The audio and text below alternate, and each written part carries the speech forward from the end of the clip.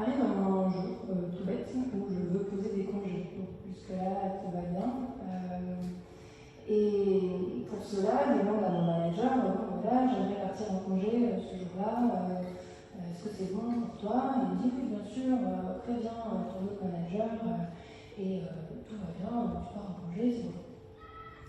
Donc j'envoie un mail, je rédige bien mon mail, voilà. Du coup, j'ai vu avec mon premier manager que je pouvais partir en congé ce jour-là.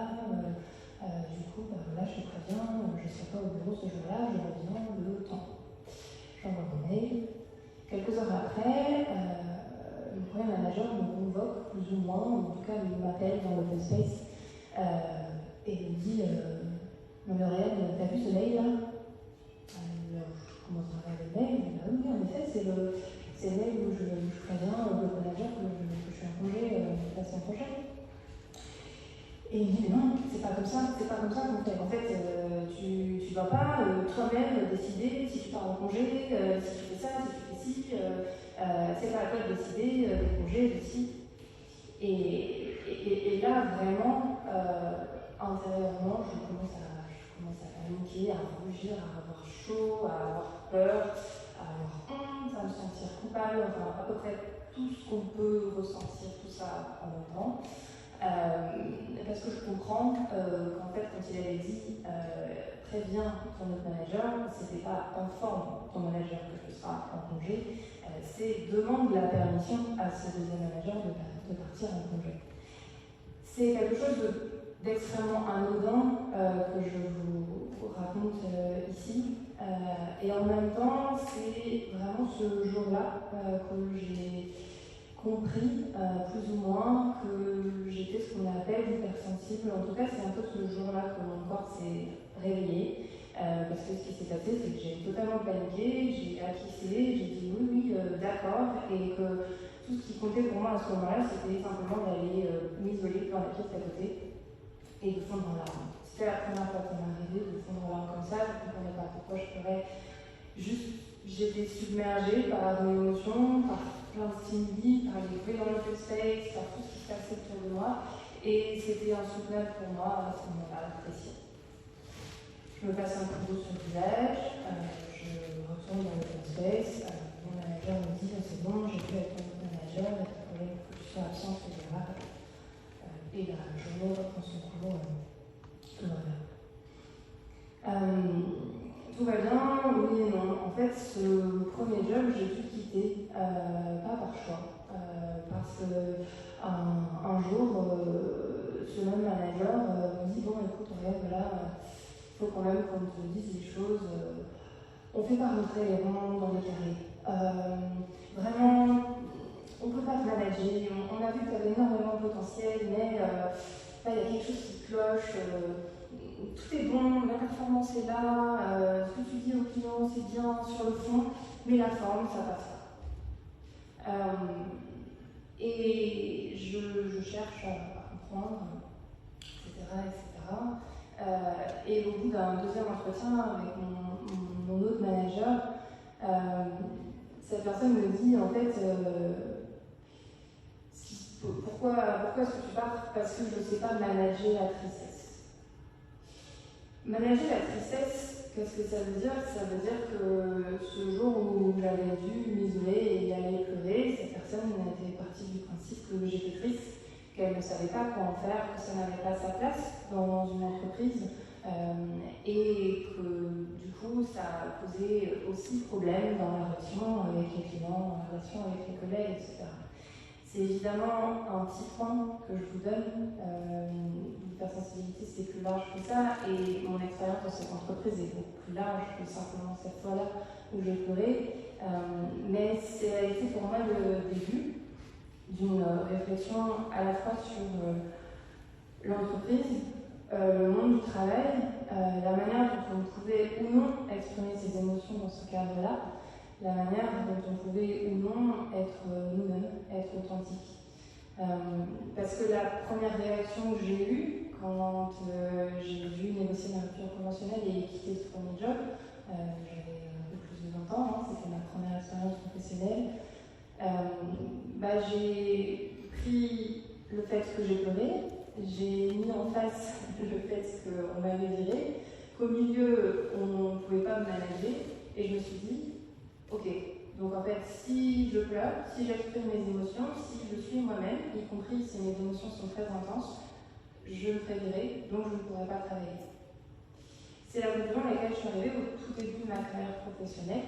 Autant vous dire que quand j'ai commencé à penser à la retraite, j'étais pas très joyeuse. Je vais vous parler aujourd'hui d'en rire, parce que j'ai évidemment parcouru un certain chemin de connaissance et d'acceptation de cela depuis. Mais à l'époque, c'était une conclusion qui était assez difficile. Aujourd'hui, ce lien que j'ai fait entre j'ai des émotions très intenses, je perçois énormément de choses dans mon environnement, ça peut être les bruits, ça peut être les odeurs, ça peut être la chaleur, ça peut être une manière dont une personne va se comporter, ça peut être une incohérence aussi même dans un fonctionnement organisationnel ou une incohérence entre ce qu'une personne peut dire et ce qu'elle peut véritablement faire. Tout ça, je l'avais vraiment cadenassé. J'avais considéré que ça ne rentrait pas dans la sphère professionnelle, que si je voulais travailler, que si je voulais être une bonne professionnelle, je devais le laisser de côté. Et en même temps, en creusant sur cette notion d'hypersensibilité, je me suis rendu compte que c'était quelque chose qui était partagé par 20 à 30% selon les études, notamment de la psychologue et la chercheuse en psychologie américaine Hélène Aron, et que donc 20 à 30% de la population avait ce qu'on appelait une surstimulation, une hyperexcitabilité, en gros ressentait tout de manière extrêmement forte, sans pouvoir parfois nécessairement filtrer les stimuli, ce qu'ils entendaient, ce qu'ils écoutaient, ce qu'ils ressentaient intérieurement. Et que cela pouvait être vécu comme une souffrance, comme un sentiment d'inadaptation au monde du travail, voire au monde en général. Aujourd'hui, je ne considère pas que l'hypersensibilité soit un handicap. En revanche, c'était important pour moi de prendre la parole aujourd'hui pour montrer que l'hypersensibilité peut être une souffrance dans le monde du travail, dans le sens où elle est aujourd'hui peu connue, peu acceptée, et notamment des managers et des DRH qui font de leur mieux pour accueillir les personnes telles qu'elles sont, mais qui n'ont pas toujours les outils pour accueillir leur propre sensibilité et donc celle de leurs employés et des personnes dont ils sont responsables. Ce que je voulais également vous partager, c'est que la sensibilité, et notamment quand elle est hyper, trop, ultra, peu importe le mot qu'on met dessus, elle ne peut pas se contrôler. Je ne peux pas arrêter d'entendre le moindre bruit.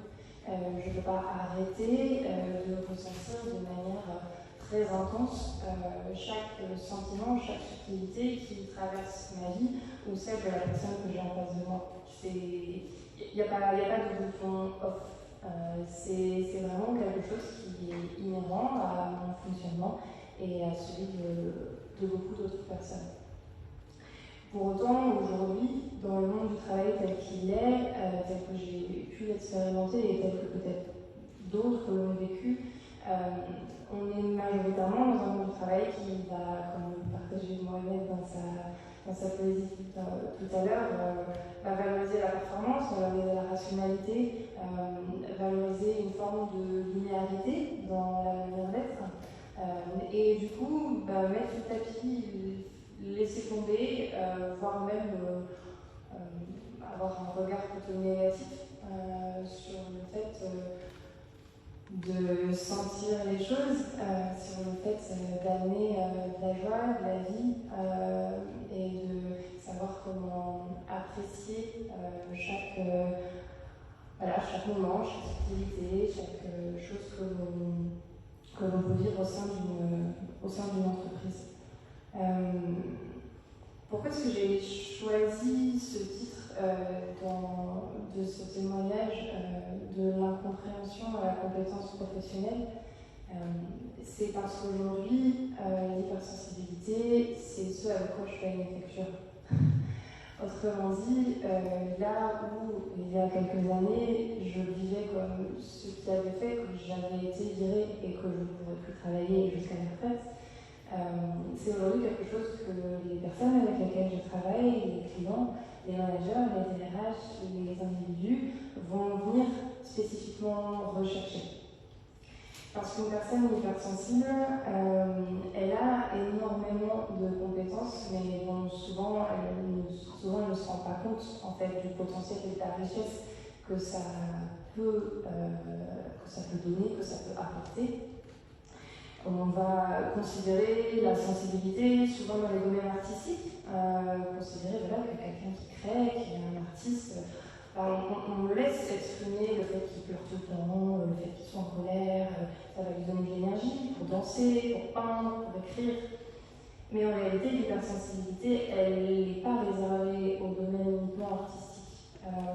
Quelqu'un qui est dans une relation d'accompagnement, d'aide, de thérapie, va avoir besoin d'avoir des capteurs émotionnels, sensoriels extrêmement aiguisés pour comprendre exactement ce que la personne sent, pouvoir se mettre à sa place, pouvoir trouver le bon mot, le bon ton, le bon silence, pour lui permettre d'accoucher de ce qu'elle est en train de vivre, de réparer ce qu'elle a vécu et ce qu'elle a eu du mal à vivre si c'était une blessure émotionnelle, psychique ou autre. À mon sens, et c'est aujourd'hui ce que je fais dans le coaching, dans l'accompagnement de personnes notamment en transition professionnelle, parce que quand on se fait virer dès le début de sa carrière, on se pose aussi des questions du coup, sur comment retrouver un jeu. Et c'était important pour moi de transmettre à d'autres. Ce qui se passe aussi, c'est que avec ces capteurs, qu'ils soient émotionnels ou qu'ils soient sensoriels, c'est ce qui va me permettre de sentir vraiment où en est la personne et de l'aider à dire oui d'accord, tu me dis que ça c'est ce que tu as envie de faire, mais si je le sens pas, je ne peux pas me permettre moi en tant qu'accompagnatrice de lui dire oui vas-y va faire cet entretien si c'est pas aligné, si c'est pas clair, si je ne ressens pas pleinement qu'elle est prête et partante pour avoir cette expérience professionnelle. C'est aussi quelque chose dont je me sers énormément dans la formation, puisqu'aujourd'hui j'accompagne du coup des managers, des DRH à accueillir leurs émotions, à accueillir la diversité, à accueillir la sensibilité dans leur processus, dans leur culture d'entreprise, dans tout leur parcours d'évolution en interne. Et si je n'avais pas vécu cette expérience-là et si aujourd'hui je ne revendiquais pas pleinement d'être hypersensible, je pense que les formations que je donnerais auraient beaucoup moins d'impact et de durabilité dans l'évolution de l'entreprise. Et ma conviction aujourd'hui, c'est un peu systémique dans le sens que c'est un grand mot pour dire qu'elle peut se lire à plusieurs échelles. Elle peut se lire d'abord à l'échelle individuelle. S'il y a 30% de personnes dans la société qui se sentent en décalage, qui se sentent inadaptées au monde du travail tel qu'il est aujourd'hui, et qu'elles continuent de se mettre dans une carapace, de se blinder derrière une armure pour se conformer, pour essayer de rentrer dans les cases, on n'arrivera jamais à faire le monde du travail avec quelque chose de plus inclusif. Donc déjà, ce que j'aimerais partager aux personnes qui peuvent se retrouver dans ce que j'ai partagé ou qui peuvent se retrouver dans cette attitude, cette capacité à tout ressentir à la fois extérieurement et intérieurement, c'est de le revendiquer, c'est d'oser en parler.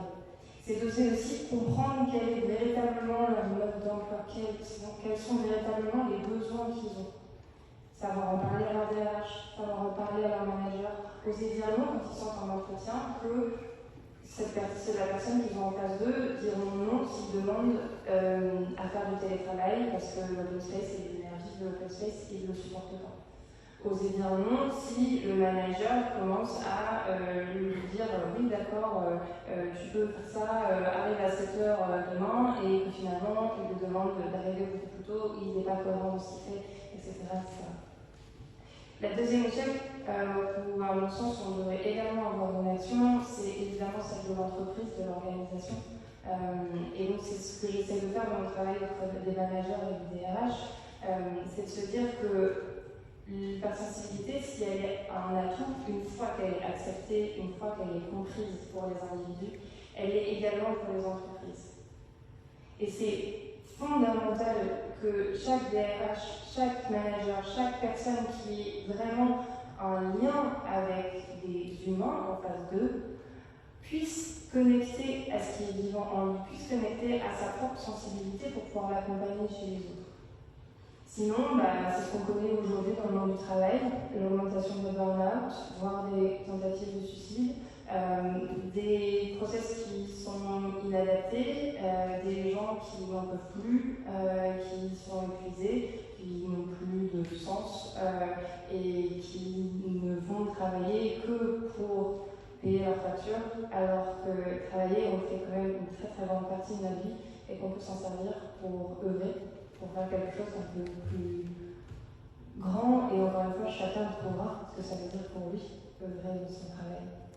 Et la dernière échelle que j'aimerais adresser, c'est une échelle plus sociétale. À mon sens, aujourd'hui, on est chacune est en tant que système coupé de notre sensibilité, coupé de ce qui est vivant en nous. Et en fait, la sensibilité, le rapport au sensible pourrait, et là vraiment c'est une condition que j'ai, c'est pas du tout quelque chose qui, c'est vraiment une opinion, une hypothèse, un regard qui est le mien, que je vous propose. Mais je suis profondément convaincue qu'on résoudrait de manière beaucoup plus rapide et beaucoup plus efficace les questions d'inclusivité dans notre société, de ramener de l'humanité, de réduire les inégalités, augmenter la santé, améliorer la santé mentale aussi des personnes, et y compris faire évoluer notre rapport aux vivants, à la nature, aux animaux, en réinterrogeant quel est notre rapport à la sensibilité. Voilà un peu en vrac ce que je voulais vous partager. Si vous avez des questions, des remarques, oui, dites-moi.